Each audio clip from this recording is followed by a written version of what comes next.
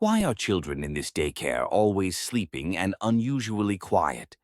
Children are supposed to be noisy and moving around. Something is not right. In the heart of Olumo Village, the morning sun shone brightly, warming everyone it touched. Birds chirped melodiously from tall mango trees, and children giggled happily as they played around small mud houses. It was a village where everyone knew each other, cared deeply, and always shared smiles. At the center of these smiles was a woman everyone loved dearly. Her name was Iya Ewe. If you ever saw her, you'd notice she always had a wide, cheerful smile. She had warm eyes, round cheeks, and laughter that made everyone feel safe and happy. Iya Ewe did not have any children of her own, but she treated every child in Olumo as if they were hers. Iya Ewe was known for kindness. If someone had a baby, she would rush over with beautiful clothes and delicious meals. Mothers felt relieved whenever she was around because Iya Ewe was always ready to help. She never seemed tired or unhappy, no matter how many errands she ran or how many children she watched. Still, there was one person who never smiled back at Iya Ewe. Her name was Teni. Tenny was a young mother who had lost her husband because of a careless nurse at the village hospital. After her husband's death, Tenny became very careful and suspicious about anyone caring for her child, especially Iya Ewe. To Tenny, Iya Ewe's overly sweet smile reminded her of the nurse who had cost her husband his life. One sunny afternoon, a young woman named Jane arrived in Olumo Village. Jane was a youth corper, which meant she was there to serve and help the community for 1 year. She soon became good friends with Iya Ewe and often sat under a big mango tree to talk about the village and its people. "Iya Ewe," Jane said one day, smiling thoughtfully, "you love children so much. Why don't you open a creche? Mothers could leave their children with you while they go to work." Iya Ewe clapped her hands joyfully. "Jane, you are brilliant. This will help many families. We must start immediately." News about the creche spread quickly throughout Olumo Village, and everyone was excited. Parents were thrilled to have someone they trusted to look after their little ones, especially someone as kind as Iya Ewe. Soon the creche opened, filled with toys, comfortable sleeping mats, and colorful pictures on the walls. Every morning, parents happily dropped their children off at the creche before going to their farms, markets, or offices. Everyone praised Iya Ewe, thanking her for making life easier and better for them all. But every time Tenny passed by the creche, she frowned deeply. Something about the creche felt very strange to her, though she could not explain why. She noticed the children inside were always sleeping or unusually quiet. Children are supposed to be noisy, she thought suspiciously.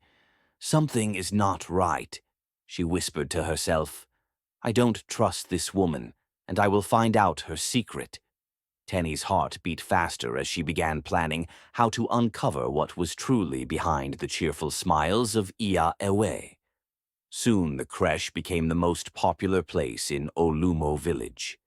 Every morning, mothers and fathers happily dropped their little ones off with Iya Ewe, confident that their children were safe and happy. Parents from nearby villages also began bringing their children, making Iya Ewe's creche very busy. However, while everyone else praised the creche, Teni's worries grew stronger. She would secretly watch the creche each morning, noticing the children inside always sleeping or sitting quietly without making any noise. Her heart told her something wasn't right, but she had no proof. One evening, as Tenny walked through the village, she overheard two mothers talking nervously. "My child was sick all night, throwing up," one mother said sadly. "Mine too," replied the other mother. "My son has a running stomach and keeps crying. I don't know what's wrong." Hearing this made Tenny even more worried. She wondered if these illnesses had something to do with Iya Ewe's creche. She knew no one would believe her if she said anything, as everyone loved and trusted Iya Ewe. Determined to find the truth, Tenny decided she would secretly follow Iya Ewe at night to see if she was hiding anything. That night, with her heart pounding in her chest, Tenny quietly left her house, careful not to wake her sleeping child. She hid behind houses and trees as she followed Iya Ewe, who walked quickly toward the river. From her hiding place behind thick bushes near the riverbank, Tenny watched in shock. She saw Iya Ewe standing in front of the river, speaking to someone hidden beneath the moonlit water. It was Iya Ewe, the river goddess. Tenny could barely believe her eyes. "Please, Iya Ewe," Iya Ewe begged desperately.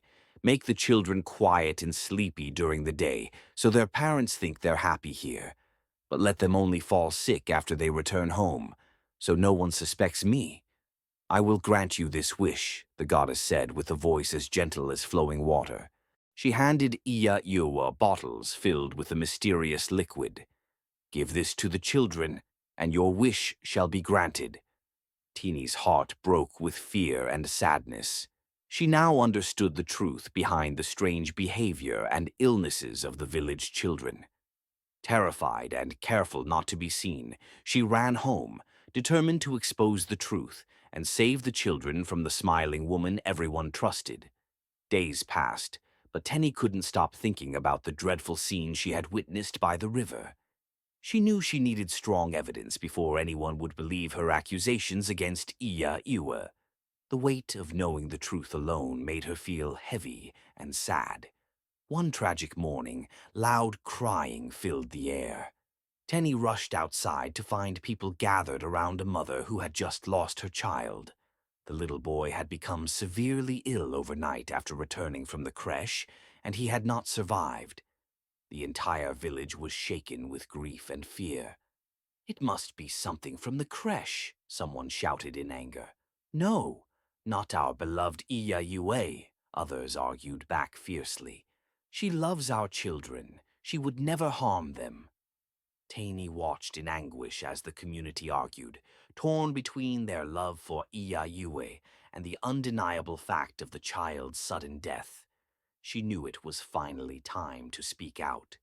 Gathering all her courage, she approached Jane, the youth corper, who had been the first to suggest the creche. "Jane," Tenny whispered urgently, pulling her aside, "you must believe me. Iya Ewe has been giving something harmful to the children. I saw her by the river talking to Iya Ewe. She has bottles filled with something dangerous." At first, Jane hesitated, struggling to believe such a terrible accusation against someone she trusted deeply. But seeing Tenny's sincere, worried face convinced her to help. "We must tell the police," Jane finally agreed, her voice trembling.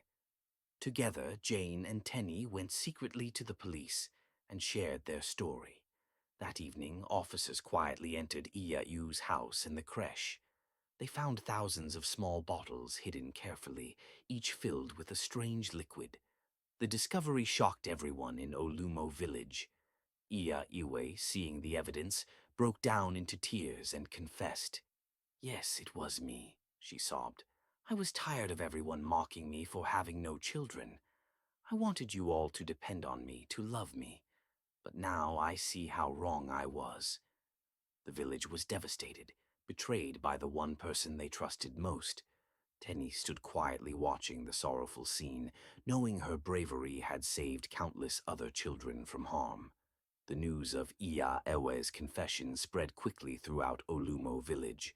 Hearts were broken, trust was shattered, and the villagers gathered together in disbelief and sorrow. Everyone felt deeply betrayed by the woman they had loved so dearly. Baba Alade, the respected elder of the village who had always supported Iya Ewe, stepped forward with tears streaming down his aged face. "We were blinded by our trust," he said sadly, looking at the villagers gathered around him. "We failed to see the pain and bitterness hidden behind her smiles. For this, we share the blame." The villagers listened silently, their faces filled with regret. They realized how they had unknowingly caused pain to Iya Ewe by constantly reminding her of her childlessness.